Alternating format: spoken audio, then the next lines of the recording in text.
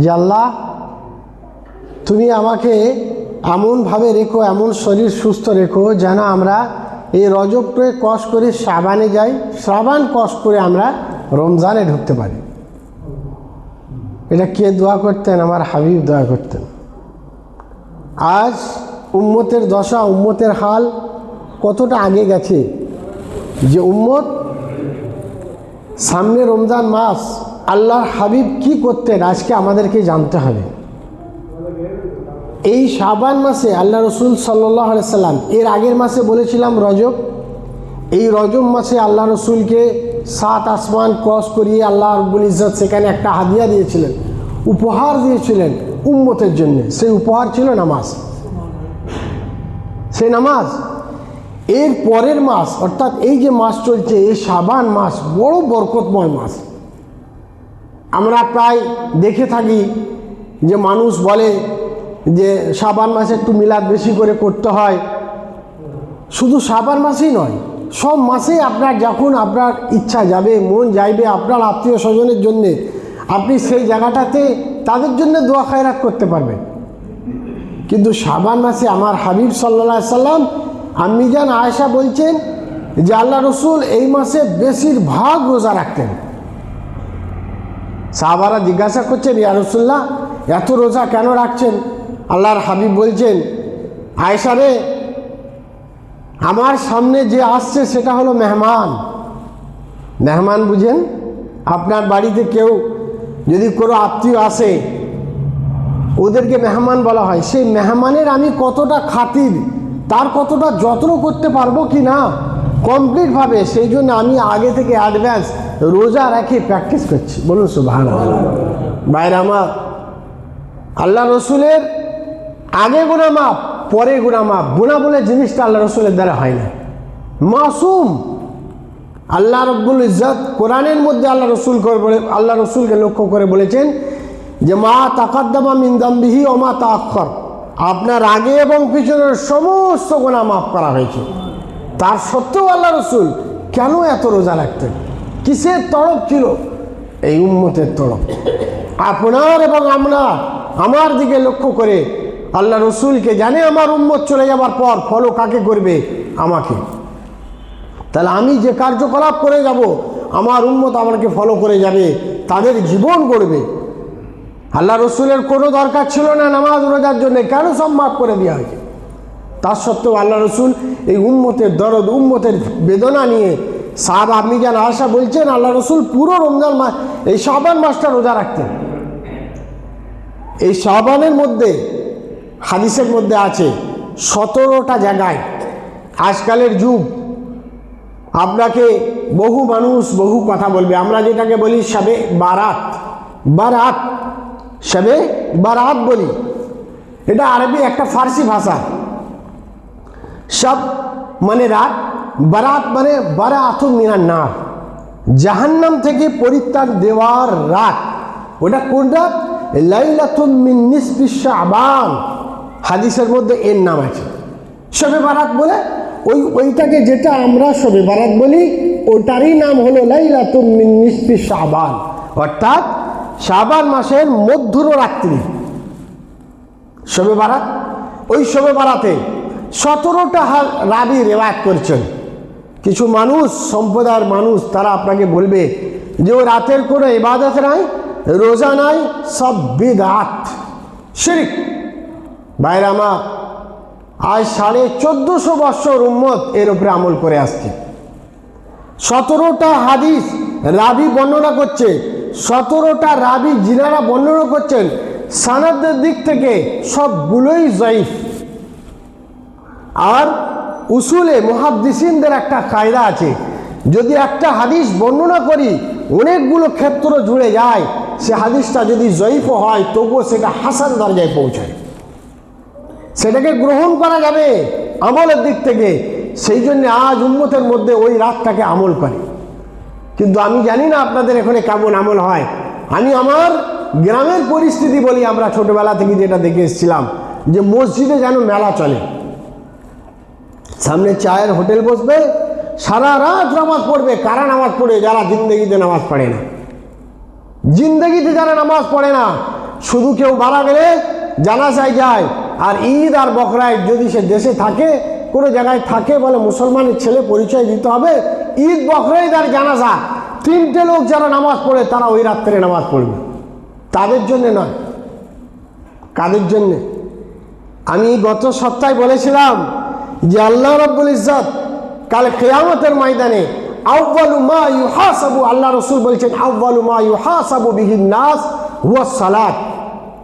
মরে যাওয়ার পর কিয়ামতের দিনে যে মানুষের কাছে হিসাব দেওয়া হবে সেটা একমাত্র নামাজের। সেই নামাজটা হচ্ছে 5 ওয়াক্ত নামাজ, ফজর, জোহর, আসর, মাগরিব আর ইশা। বান্দা এই 5টা ওয়াক্তের নামাজ পড়েছে কিনা, এর মধ্যে আমি যে পদ্ধতিতে বলেছিলাম যে উসাল্লি সালাত কান্নাকা তারাহু, নামাজ এমন পাঠ করো জানো তুমি রবকে দেখছো, ওয়াইলাম তাকুন তারাহু ফাইন্নাহু ইয়ারাক। যদি এটা না হয়, দ্বিতীয় পদ্ধতিতে হয়। এই সুরত তার মধ্যে আছে কিনা, পরিস্থিতি আছে কিনা, যদি না থাকে তাহলে তার নামাজের মধ্যে কম হবে। যখনই কম হবে, ইদা অন্য ওই জায়গাতে পরে বলছেন যে যখনই হিসাব দেওয়া হবে ফাইনিন তাকাসাহু, যদি তার নামাজের মধ্যে কোনো কম আসে, আল্লাহ বলবেন কলা রব্বু, আল্লাহ বলবেন, আল্লাহ রাব্বুল ইজ্জত বলবেন যে দেখো আমার বান্দার মধ্যে, আমার বান্দার কোনো নফল ইবাদত আছে কিনা, কোনো সুন্নত ইবাদত আছে কিনা। যদি তার নফল এবং সুন্নত বেশি বেশি করে পড়ে থাকে, সেই বান্দার ফরজের মধ্যে যে কমই হয়েছিল, আল্লাহ বলবেন দাও ওই ফরজটাকে পূর্ণ করে দাও। বলুন সুবহানাল্লাহ। আজ কেন আমরা পড়ি? কি আছে এর মধ্যে জাদু? আমার হাবিব দেখিয়ে গেছেন প্রতিটা নামাজের আগে আল্লাহ রসুল বলছেন 2 রাকাত করে তোমাদের পড়তে হবে। পড়ি আমরা। অনেক জায়গায় দেখবেন যে মাগরিবের নামাজের আগেও 2 রাকাত নামাজ পড়ে। আমাদের আবু হানিফার মসলাকের উপরে নাই, কিন্তু অন্য মসলাকের উলামারা মানে, হাদিসের মধ্যে আছে। আপনি যদি দেখেন যে কোনো সময় পাননি, নামাজ হতে দেরি আছে, মসজিদে আসছেন রমজান মাস, তাহলে আপনি 2 রাকাত পড়ে নেবেন। এটা একটা হাদিসের উপরে আমল হবে। আমাদের এখানে পড়া হয় না, মাগরিবের আজানের পরে আমরা জামাত শুরু করে দিই অল্প টাইম থাকার জন্যে, কিন্তু হাদিস বর্ণনা করছে যে প্রতিটা নামাজের আগে 2 রাকাত করে নামাজ আল্লাহ রসুল পড়তেন। সব নামাজেই আছে। তাহলে মগরিবটার আগে আমরা নামাজ পড়ি না, মগরিবটা বাদ। ওই হাদিসটার উপরে আপনি শুধু রমজান মাসে আমল করতে পারবেন যদি মনে করেন। সেই জন্যে এই বান্দাকে রমজান মাসটাকে আসার আগে থেকে আল্লাহ রসুল বলছেন, এই রমজান মাস আসার আগে আমি রমজানকে কত যত্ন করব, কিভাবে আমি তার অ্যাপ্লাই করব, সেই দিকে লক্ষ্য করে আল্লাহ রসুল পুরো রোজা রাখতেন। আর আম্বিজান আয়েশা বলছেন, এই যে লাইলাতুন মিন নিসফি শাবান, ওই হাদিসের চ্যাপ্টারে 17টার মধ্যে একজন বলছেন, একটা রেওয়ায়াতের মধ্যে, যে আমি দেখলাম এক রাত্রে আল্লাহ রসুল আমার বিস্তারাতে নাই। আমি ভাবলাম যে আল্লাহ রসুলের অন্য বিবি আছে, আমার পালিতে হতে পারে আল্লাহ রসুল অন্য জায়গায় চলে গেছেন। আমার যখন রাত্রে ঘুম ভাঙলো, আমি যখন দেখলাম যে আল্লাহ রসুল নাই, আমি কিন্তু গুটি গুটি পা দিয়ে আস্তে করে দরজা খুলে আল্লাহ রসুল বাইরে যাচ্ছে আমি দেখে আল্লাহ রসুলকে ফলো করলাম। এই অবস্থায় দেখলাম যে আল্লাহ রসুল সোজা কবরস্থানের দিকে যাচ্ছেন।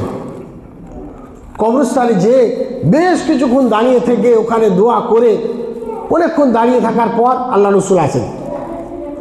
আম্বিজান আয়েশা কিন্তু পুরো দৃশ্যটা দেখেন, আগে পর্যন্ত চলে যান, আড়ালে দৃশ্যটা দেখার পর যখন ছুটে এসে আবার শুয়ে পড়েন, আল্লাহ রসুল আবার আস্তে করে দরজা খুলে ঢুকে আর পাশে শোন। কিন্তু তিনি যে ছুটে এসে শুয়েছেন, তার একটা নিঃশ্বাসের গতি আল্লাহ রসুল বুঝতে পেরেছেন। কে? আমার হাবিব বুঝতে পেরেছেন। জিজ্ঞাসা করছেন, আয়েশা আতাখাফিনা আল্লাহ ওয়া রাসূলুহু ইউখানাকা, হে আয়েশা তুমি কি ভয় করছো এইটা যে আল্লাহ এবং আল্লাহর হাবিব তোমার উপরে খেয়ানত করবে? আজ তোমার বাড়িতে আমার থাকার মানে ডিউটি আছে, এই ডিউটিটা আমি ছেড়ে দিয়ে অন্য জায়গায় অন্য বিবির কাছে যাব, এটা খেয়ানত হবে, তুমি এইটা ভেবেছো?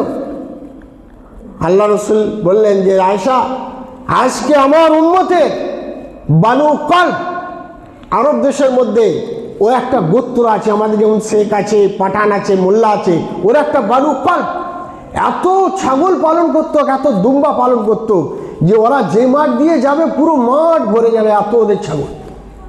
আল্লাহ রসুল উদাহরণ দিয়ে বলছেন যে এই রাত্রিতে আল্লাহ রাব্বুল ইজ্জত আমার উম্মতের বানু কলবের যত দুম্বা আছে, তার গায়ে যত লোম আছে, তার থেকে বেশি আমার উম্মতের মাগফিরাত করা হবে। বলুন সুবহানাল্লাহ। ভাইরা আমার, আপনাকে বলবে যে কোনো কিছুই নাই, ইবাদত বলে কিছু নাই। আজ এই হাদিসগুলোর দ্বারাই ওলামারা ইবাদত করেন। আমাদের মেন কাজ, যে কাজটা আল্লাহ রসুল করে গেছেন। তাহলে আজ আমাদেরকে মসজিদে আসার দরকার নেই। আমি আমার বাড়ির মধ্যে ইবাদত করব, লাভটা কি হবে? অন্য হাদিসের মধ্যে আছে, আল্লাহ রসুল বলছেন লা তাজালুল বুয়ুতা মাকবারা, হে আমার উম্মত, তোমার ঘরকে কবরস্থান বানিও না। এই হাদিসের দুটো ব্যাখ্যা, এক, তোমার ঘরে কবর দিও না, বাহ্যিক ভাষা। দ্বিতীয় নম্বর, বিরান করো না যেখানে আল্লাহ এবং আল্লাহ রসুলের নাম হয় না। কবরস্থানে যায় না মানুষ, খুব একবার যায়, নামাজ পড়তে যায় না, সব রেশানির জন্য যায়।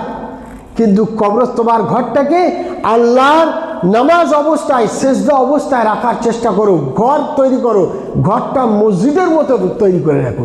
সেই জন্যে এই হাদিসটার দুটো ব্যাখ্যা, এক, কবর দিও না, দ্বিতীয় নম্বর, বিরান করো না, উজাড় করো না যেখানে আল্লাহ এবং আল্লাহ রসুলের নাম হবে না। তাহলে ওই রাত্রে আপনি উঠেন, আপনার ফ্যামিলিকে তুলেন, সারা রাত পড়ার দরকার নাই, রাত্রে শুয়ে পড়েন, 12টার পর 2টোর পর উঠে আল্লাহর কাছে চায়।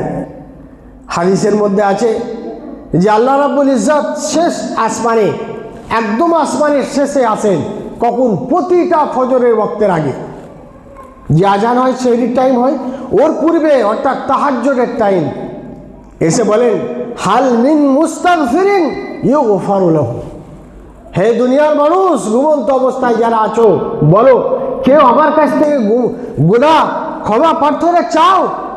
হাল মিন মুস্তাগফিরিন ইউগফারু লাহু, কেউ গুনাহ ক্ষমা চাও? আমি এসো, আমি তার গুনাহ ক্ষমা করি।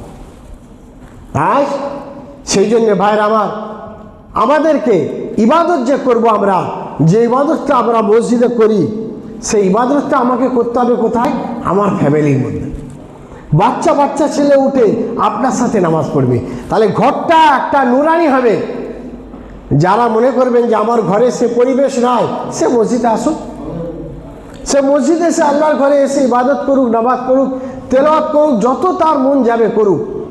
নেই মামার থেকে কানা মামা ভালো, কথাটা শুনেছেন কিনা?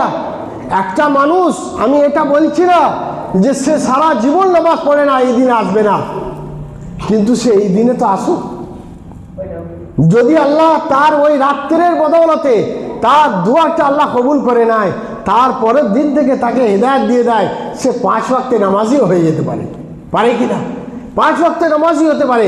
সেই জন্যে ওই রাতটাকে ইবাদত মনে করে নিজেরা, প্রতিটা মানুষ তার নিজের এবং নিজের ফ্যামিলি, বাচ্চা, যাকে পারবেন তাকে সাথে নিয়ে নামাজ পড়েন, তসবিহ পড়েন, কোরআন তেলাওয়াত করেন। চলে যাওয়া আত্মীয় যারা কবরে শুয়ে আছে, হাদিসের মধ্যে আছে যে কবর সমুদ্রের মতো, সমুদ্রের তলদেশের মতো, সমুদ্রের তলদেশের মতো, এমন সমুদ্র যেখানে কোনো মানুষ সাঁতার কাটতে পারে না। যখন দুনিয়া থেকে কোনো মানুষ তার নামে সব করা হয়, সব রেসানি করা হয়, তখন সে মানুষটা একটা কাঠের ছায়া পায়। সমুদ্রে আপনি যদি সাঁতার না জানেন, আপনার সামনে যদি একটা কাঠ বেঁচে যায়, গড়ে ফেসে যায়, আপনি চাইবেন ওই কাঠটাকে ধরে একটু সাঁতার কেটে আগে যান। আল্লাহর হাবিব বলছেন ওইরূপভাবে যখনই তার আত্মীয় স্বজন দুনিয়া থেকে, তার আত্মীয় চলে যাওয়া যারা কবরে আছে, তাদের নামে দোয়া, মাগফিরাত, ইশারে সব করবে, তখন সে মানুষটা একটু ঠাঁই পাবে, তার দ্বারাই তার একটু আসান হবে। সেই জন্যে আজ দুনিয়াতে আমরা নিজেদের দোয়া করলে হবে না, আমার চলে যাওয়া আত্মীয়দের দোয়া করব, তাদের পরিজনদের দোয়া করব, পুরো উম্মতের জন্য দোয়া করব।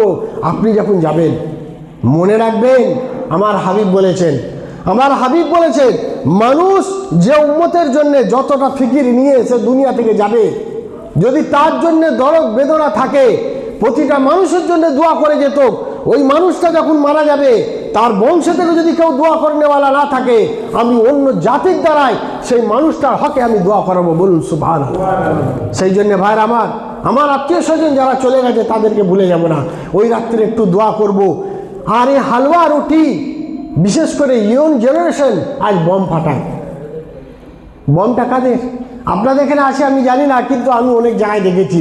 সেই জন্য বলছি, আপনাদের ওখানে যদি না থাকে ভালো জিনিস, ওই জিনিসটা শরীয়তের মধ্যে খারাপ। নেকি যদি না করতে পারেন, মাথায় খেয়াল রাখবেন, গুনাহ করবেন না।